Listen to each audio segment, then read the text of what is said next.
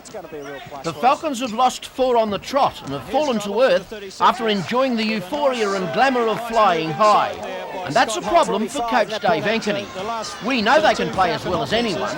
We know they have the firepower from under the boards. And we know they are better equipped from range than any team in it. And they now must bite the bullet and do what it takes to regain past form. And this week's opponent Adelaide is a tough match to expect it to happen. The Falcons lost to this well-balanced hot outfit to start their slide. It would be fitting to arrest it with the same team. The 36ers read like the rep team, with the talents of Almeen Green, Mark Davis, Mike Mackay, Ray Wood and Darryl Pearce. All names you can find with the head of the stats tables. The Falcons must forget the big names and play with confidence and aggression. It's perhaps now or never. Next week, they will be further into the pit should they lose. It's a 2-on-1, 3-on-2 now. Green goes.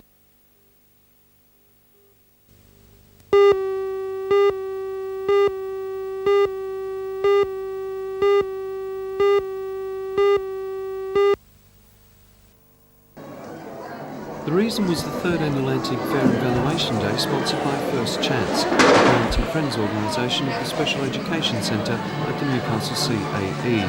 For a fee of $3, Sydney valuers P.L. Pickles & Co.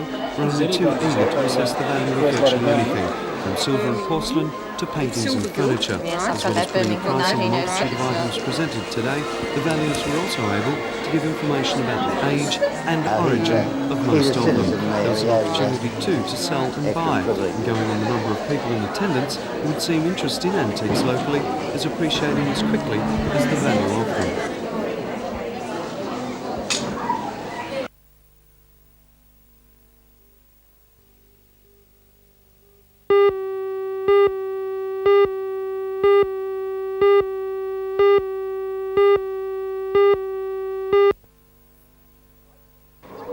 Lakes in blue and gold have taken second place in the first grade competition with a good if hard-fought win over Wooden Spooners North Newcastle. North got away to a 10-0 lead early but lost that advantage to trail 14-13 at the break. It was a simple matter of Lakes having too much ball.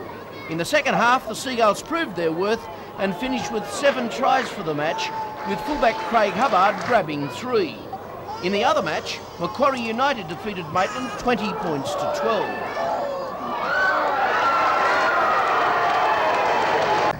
The feature match of the day in Australian rules was the umpiring of Melbourne centreman Brian Bullis, who's here on a lecture tour.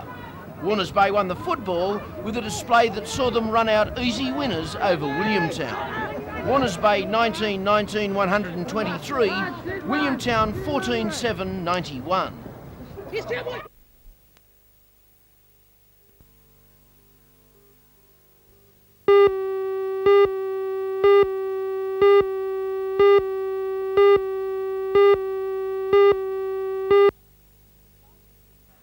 The site for the proposed Key Entertainment Centre falls within the area set aside for the City Administration's Harbour Foreshore beautification scheme. The complex would adjoin and incorporate Fanny's nightclub. At today's launching, key features of the proposal were outlined. The centre will include an entertainment venue large enough to seat 3,500 people, a venue for indoor sporting events, a smaller theatre, bars, a coffee shop, restaurant, steakhouse and underage nightclub. The complex would also include office space on 2 levels and parking. Project mastermind Warren Druin says he hopes the centre will be built by November next year. However, it's yet to be approved by the City Administration and is not expected to be considered until 6 to 8 weeks' time. Mr Druin explains why the project was launched today. We've got a design, a plan that needs input, and it's most important that everyone knows exactly what we're doing. You're not trying to pressure the City Administration into giving you approval? Not in any way. We've had preliminary discussions with Council to get their feelings on the matter. We've had 2 discussions now and both times have been very positive. You won't reveal any details of your financial backers. Why not? Because nothing's finalised yet and people don't want their names divulged at this stage. We've got probably 3 or 4 more weeks before that becomes final. If nothing's finalised, don't you think you're being a little premature? No, I don't think so. As I said a moment ago, I need the people to understand what we're getting at here, and we need input and before we come up with the final design, before we come up with the final concept. It's as simple as that.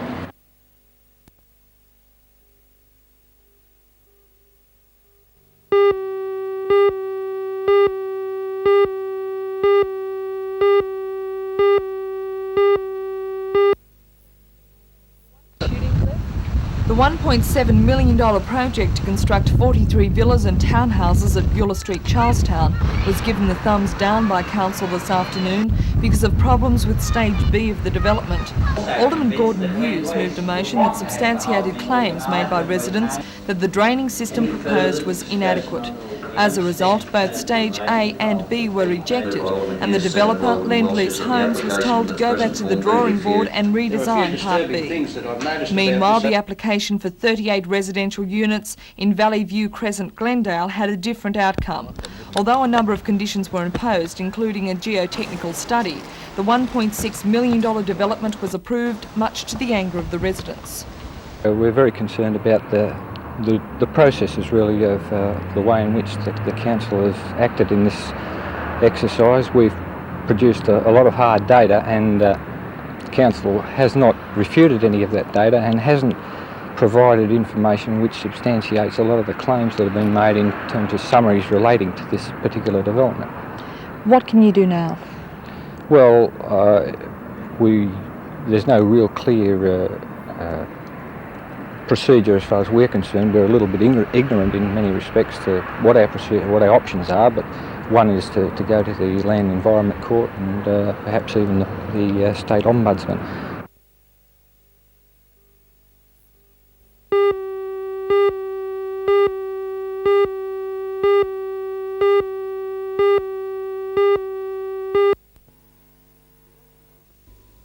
The Rugby League submission comes in the form of a 20-page brochure, which details everything about the league's hopes to become part of the Sydney League Premiership. The submission is in every way a well-presented and convincing document. Interest in the submission and the question of entry into Sydney were highlighted last night, with several radio stations running phone-in discussions on the topic. On 2KO, NBN's Lee Morn and Newcastle Rugby League Deputy Chairman Michael Hill fielded questions from the public. Questions on the team colours, name and logo were sidestepped, as was the question of how much the league's sponsorship deal is worth. The first three questions, it seems, will be answered by the New South Wales Rugby League, which has the last say on these matters. But as to the sponsorship, it seems the question will not be answered.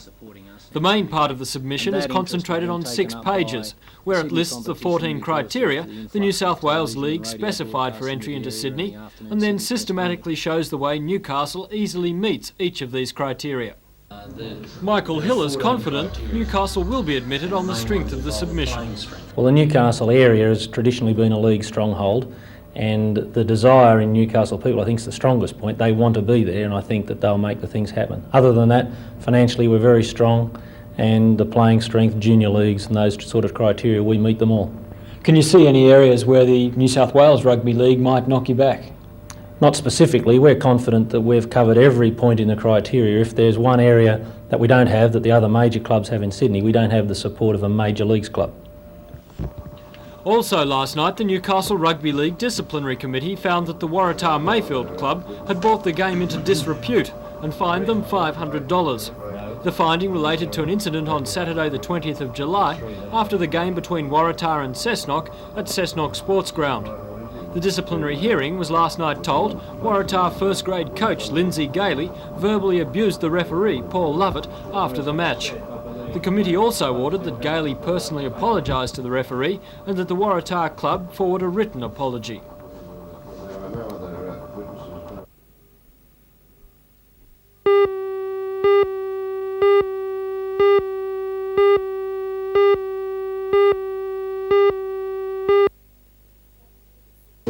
The Australian Committee of Directors and Principals meets 3 times a year to discuss issues affecting colleges.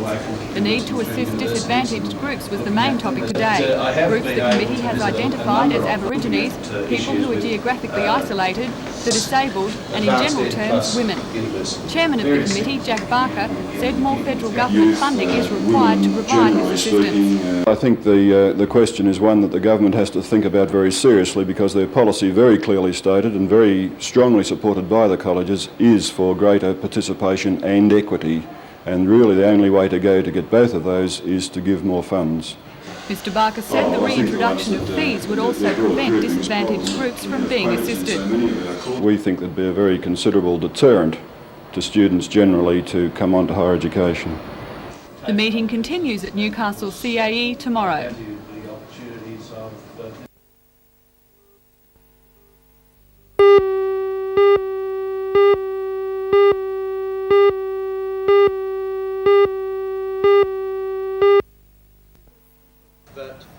The guest speaker at last night's symposium, held by the Newcastle Industrial Safety Association, was Professor Richard Kelman, a local expert on occupational health, hygiene and medicine. In his address, Professor Kelman talked of the changing face of occupational health hazards. He noted that in the past, many of the problems produced dramatic and fairly instant complaints in the sufferers, and added that today, many of the problems take years to manifest themselves. Professor Kelman also talked of the explosion of interest in the subjects of occupational health and safety over the last decade. He says this has led to a much higher level of awareness than in the past, but added that the hunter still has its problems. I think every industrialised country has got a big problem with occupational health. I think we've got rid of a lot of the older occupational diseases. I think we've replaced them with a lot of new diseases. Repetition strain injury would be one, occupational deafness would be another. I would say that the main is the one I've mentioned, occupational deafness. I think it's very underrated as an occupational hazard. I think people don't recognise it, it's not dramatic, nobody dies of occupational deafness, but it's very disabling if you've got it. There are some very high noise levels in the hunter. Many workers don't wear the hearing protection which is provided for them. I think it's inevitable we shall have a high incidence of occupational deafness. Do you think there could be problems?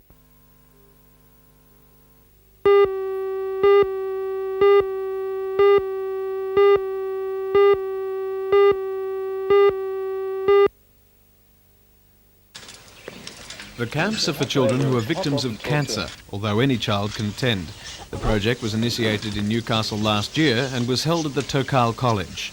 The camp, which is free, is for children who are isolated from their peer group, either by long bouts of hospitalisation or by friends who often do not know how to deal with the illness. The volunteer staff and medical team ensure the kids get good treatment, and according to the Camp Quality President, Vera Entwistle, the camp has yielded some good results. I think good is an understatement. I think we've had tremendous results.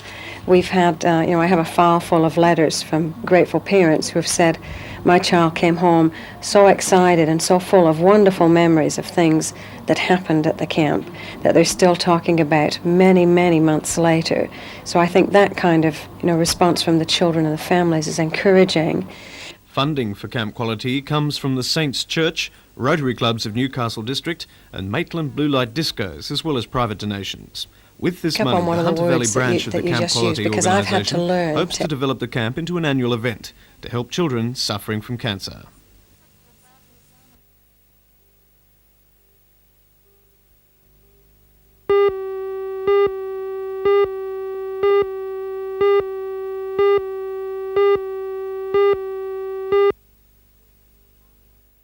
Details were finalised in Helsinki today between US Secretary of State George Shultz and the new Soviet Foreign Minister Eduard Shevardnadze.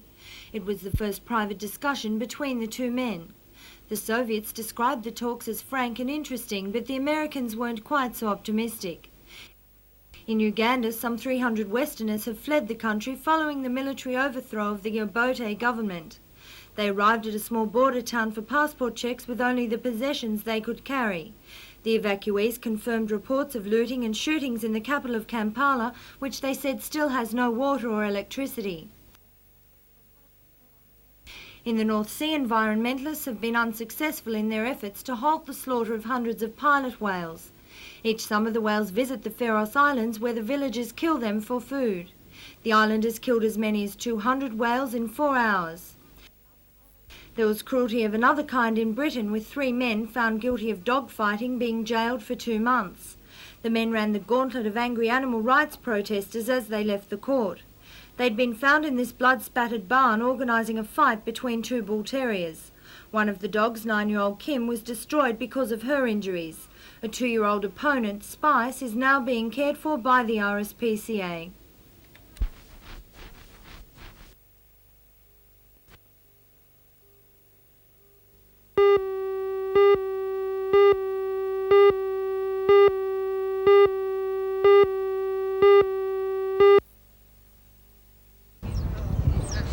The safari is an annual event.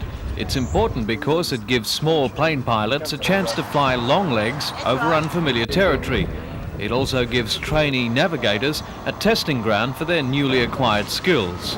And just as important, a great holiday opportunity for local Aero Club members. The planes will make 30 stops over the next 20 days and will cover almost 12,000 kilometres. First stop tonight is Rockhampton, with the weekend in Townsville.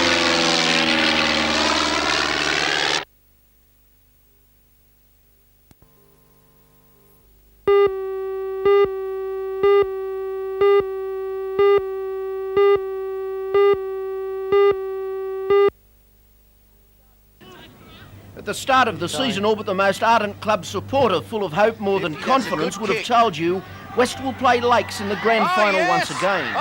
Thankfully, Bruce Starkey's Cessnock Goannas have thrown in their challenge, and it's a strong one. And Curry and South just may also prove to be strong enough. West look a little different, really, and obviously have the talent if fully fit to win it again. But their form on the moment must be concerning their captain, Coach Gary Martini. Once they make a break, they can run a team off its feet. Making the breaks has been the problem, and their defence is not as organised in recent weeks, at least, as we've learned to expect. Lakes are by far the best attacking and defending side in it, the figures prove that, and look to be the team to beat. That will be proved or disproved tomorrow. The Seagulls are strong on experience and are stacked with talented youngsters. The series of games is Saturday, Western Lakes at the ISC with the second half live in Sports Centre 3, Cessnock and North at Cessnock. While on Sunday, Maitland play Curry at Maitland, Waratah Mayfield play Macquarie United at the ISC, and South play Central Charlestown at Townsend Oval, Maryland.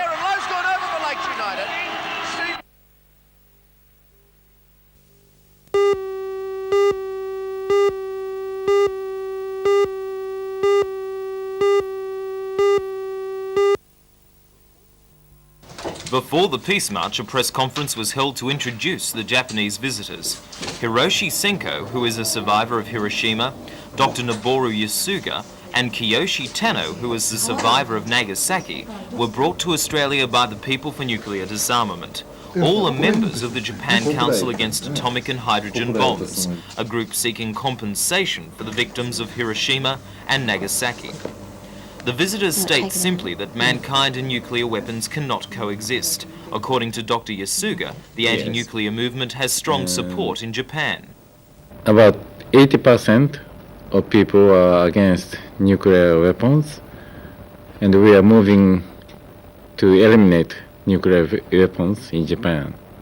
Later, the Japanese contingent took up their positions at the front of the Hiroshima Day March from Pacific Park to Civic Park.